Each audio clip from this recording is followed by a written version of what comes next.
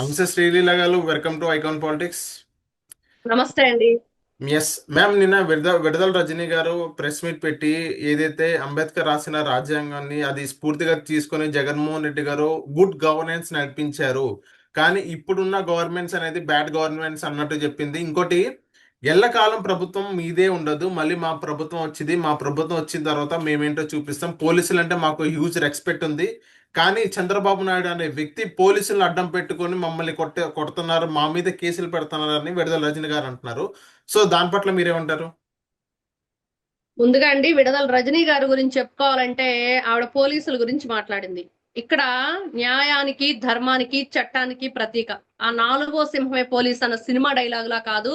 మరి అదే విధంగా వాళ్ళు శాంతి భద్రతలను ఏ విధంగా కాపాడాలి, రాష్ట్ర ప్రజల్ని ఏ విధంగా వాళ్ళు భద్రత కల్పించాలి, అదే విధంగా రాజకీయ నాయకులకి ఏ విధంగా భద్రత కల్పించాలి అనే చాలా చాలా వాళ్ళ మీద రెస్పాన్సిబిలిటీ ఉంటుంది. కానీ వైఎస్ఆర్సీపీ పార్టీ అధికారంలో ఉన్నప్పుడు ఈ రోజున సెల్యూట్ కొట్టించుకోవాల్సిన స్టేజ్ లో ఉండాల్సిన డిఎస్పీ రేంజ్ పోలీసులను కూడా సెల్లు నిలబెట్టి మరి ఏ విధంగా లాఠీలకు బేడీలు అన్న దరిద్రమైన కాన్సెప్ట్ లో తీసుకెళ్లింది జగన్మోహన్ రెడ్డి ప్రభుత్వం. ఓకే. వీళ్ళు ఏ రోజైనా సరే పోలీసులను వాళ్ళ డ్యూటీ వాళ్ళని చేయనిచ్చారా? వాళ్ళని ఏ విధంగా వీళ్ళు ఇబ్బందికి గురి చేసి బ్లాక్ మెయిల్ చేసి, అంటే ఈ రోజున ఒక్కొక్కటిగా వీళ్ళు చేసిన పనులన్నీ కూడా బయటకు వస్తుంటాయి. ప్రలోభాలకు గురి చేసి వాళ్ళు చెయ్యకూడని పనులు కూడా వీళ్ళు చేయించారు. అంటే ఎక్కడో చిన్న చిన్న వాళ్ళు చేస్తారు, కానీ హై రేంజ్ లో ఉన్న వాళ్ళు చాలా స్ట్రిక్ట్ గా ఉంటారనేది మనం ఎన్నో విధాలుగా వింటూ ఉంటాం. అంటే ఓకే. చిన్నవాళ్ళు అంటే త్వరగా బ్లాక్ మెయిల్ కి వాటికి ఇబ్బందికి గురి అవుతారు, పెద్దవాళ్ళు ఆ రేంజ్ లో ఉంటారు, కొంచెం హై పొజిషన్ లో ఉన్నాళ్ళు, వాళ్ళు ఎక్కడా కూడా ఇట్లాంటి వాటికి ఇన్వాల్వ్ అవ్వరు అని.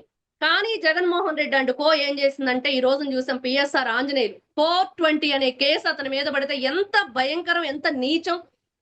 మరి ఈ రోజున మొన్న చూసాం విడుదల రజనీ గారు శ్రీకాంత్ రెడ్డిని కారులో ఉంచేసి మరి గౌరవ మరి సిఐ గారితోటి అక్కడ ఉన్న వాళ్ళతోటి ఏ విధంగా బిహేవ్ చేసింది. అసలు ఆవిడని ఏదో చేయబోతున్నారు అన్నట్లుగా ఆవిడ ప్రవర్తించింది. సరే, అదంతా తీసేసిన పల్లె జాషువా గారు ఎవరండి? మరి ఆయన్ని ఏ విధంగా ఈవిడ దీంట్లో ఇన్వాల్వ్ చేసింది? బెదిరింపులు గురి చేసి ఆ స్టోన్ క్రషింగ్ వాళ్ళకి సంబంధించి ఏ విధంగా 2,20,00,000 వీళ్ళు తీసుకుంటే మరి ఈ రోజున ఆధారాలతో సహా దొరికారు కదా మీరు. ఇంకా సిగ్గు లేకుండా ఇంకా ఏ విధంగా వీళ్ళు పోలీసుల గురించి, కూటమి ప్రభుత్వం గురించి మీరు కదా పోలీసులు దిగజార్చారు, మీరు కదా ఖైదీల్ని పట్టుకోవాల్సిన పోలీసులను ఖైదీలుగా మార్చారు. ఇంత దుర్మార్గమైన చర్య ఎక్కడైనా సరే మనం ఎక్కడా కూడా భూతద్దం పెట్టుకుని వెతికినా కూడా దొరకదు.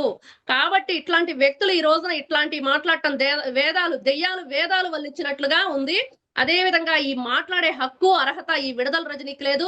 ఈవిడ మాట్లాడుతుంది మరి కూటమి ప్రభుత్వం గురించి, నారా చంద్రబాబు నాయుడు గారి గురించి. మరి గతంలో అంటే ఒక సైబరాబాద్ మొక్కను సార్ అని చెప్పిన ఈవిడ మహావృక్షంగా వేళ్ళూరి మరి ఈ రోజున వికటాట్టహాలు చేస్తూ ఈ విధంగా ఉండటం నిజంగా చాలా నీచమైన సంస్కృతి వీళ్ళంతా దారి తీసింది. వీళ్ళు ఈ రోజున పిన్నెల్లి రామకృష్ణారెడ్డి గారి గురించి మాట్లాడుతూ ఈవిడ కొన్ని మాటలు మాట్లాడారు. ఏంటంటే వాళ్ళు చాలా మంచి వాళ్ళు, అనవసరమైన కేసులు బనాయిస్తున్నారంటే ఈ రోజున సాక్ష్యాధారాలతో సహా బయటకు వస్తున్నాయి అవును. ఎవరెవరు ఏం చేశారని. ఆయన ఈవీఎం ఏ విధంగా ధ్వంసం చేశాడు మీడియా అంతా చూసింది కదా, ప్రపంచంలో ఉన్న వాళ్ళందరూ చూసారు కదా. ఎక్కడైనా ఉందా ఇట్లాంటి రాక్షసత్వం? ఎంత మందిని వీళ్ళు పొట్టన పెట్టుకున్నారు, ఎంత నీచ సంస్కృతికి వీళ్ళు తెరలేపారు. ఇవన్నీ చూస్తూ ఉంటే విడుదల రజనీ గారి మాటలు నిజంగా హాస్యాస్పదంగా ఉన్నాయి. మీరు తప్పులు చేసి తప్పించుకొని తిరగటానికి ప్రయత్నాలు చేస్తూ ఈ విధంగా ఎదుటి వాళ్ళ మీద బురద జల్లటానికి ప్రయత్నించడం, ముందు మన ఒంటికున్న బురదను కడుక్కోవడానికి ప్రయత్నం చేయకుండా ఆ బురదను ఎదుటి వాళ్ళకు కూడా అంటించాలి, ఏదో విధంగా మసిపూసి మారేడుకాయ చేయాలని చెప్పేసి ఈవిడ చూస్తుంది.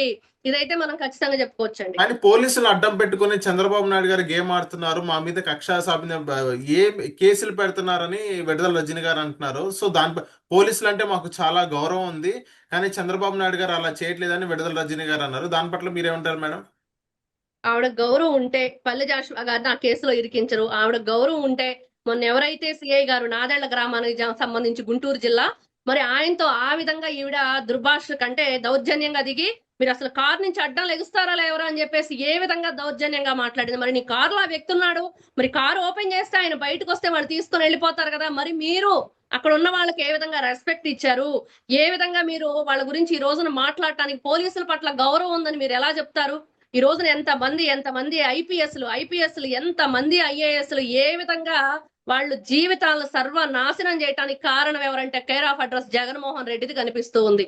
ఇంత దౌర్భాగ్యమైన పరిస్థితిలో వైఎస్ఆర్సీపీ పార్టీ రాష్ట్రాన్ని ఏ విధంగా అంటే 30 సంవత్సరాలు మేమే ఉంటామని చెప్పింది ఈ విధంగానా? 30 సంవత్సరాలు వెనక్కి తీసుకెళ్తారా వీళ్ళు రాష్ట్రాన్ని? ఇది మనకు అర్థమైంది ఈ రోజున. ఆయన డే 1 లో ఏ రోజైతే ప్రజావేదిక కూల్చేశాడో వీళ్ళు కూల్చే వాళ్లే గాని కట్టేవాళ్ళు కాదని అర్థమైపోయింది. వీళ్ళు ఏ రోజైతే అధికారంలోకి అడుగు పెట్టగానే అన్న క్యాంటీన్లు మూయించేశారో ఆ రోజే వీళ్ళు కూడబెట్టుకునే వాళ్లే గాని కూడబెట్టే వాళ్ళు కాదనేది అర్థమైంది. ఇంత దౌర్భాగ్య రాజకీయాలు ఎవరు చెయ్యరు, చెయ్యకూడదు, చెయ్యబోరు. ఇదే ఒక లెసన్ ముందు తరాలకు కానీ ఈ రోజు వెనకటి పెద్దవాళ్ళు కూడా ఎంతో మంది ఈ రోజున చూస్తున్నారు. ఇంత దౌర్భాగ్యమైన నీచమైన రాజకీయాలు మేము ఎప్పుడు చూడలేదు అని చెప్పేసి ఇట్లాంటి ఆ రాజకీయ చరిత్ర ఉన్న ఈవిడ వీళ్ళు మాట్లాడతారు. అంబటి రాంబాబు, విడుదల రజని, రోజా, మరి శ్యామల ఈ రోజున చూస్తే గోరంట్ల మాధవ్ ఒక కొత్త రకం వాట్సాప్ గవర్నెన్స్ ఆయన తీసుకొచ్చాడు. మీ అందరికి తెలిసే ఉండిద్ది ఆయన తెచ్చిన వాట్సాప్ గవర్నెన్స్ ఎలా ఉండిద్దో.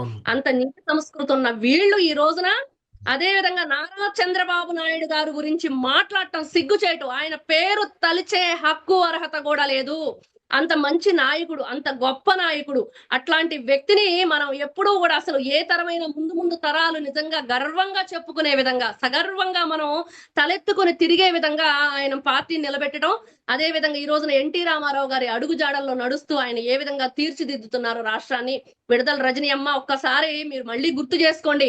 మీ రాష్ట్రం మీరు ఒకసారి మీ వీడియోలన్నీ వేసుకొని చూడండి. వెనక్కి వెళ్ళి వైఎస్ఆర్సీపీ పార్టీ అధికారంలో ఉన్నప్పుడు ఎలా విర్రవీగిపోయారు, ఎలా రెచ్చిపోయారు.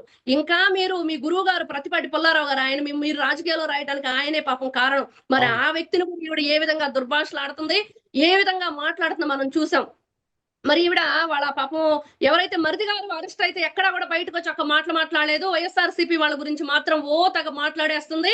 ఈవిడ ఒకసారి వెనక్కి వెళ్ళి మీ వీడియోలన్నీ వేసుకొని చూడండి. మీరు ఏం చేశారు అప్పుడు ఒక్కసారి చూస్తే బాగుండిద్దని నేను కోరుకుంటున్నాను. Okay. So thank you ma'am మా ఐకాన్ పాలిటిక్స్ వచ్చినందుకు. నమస్తే.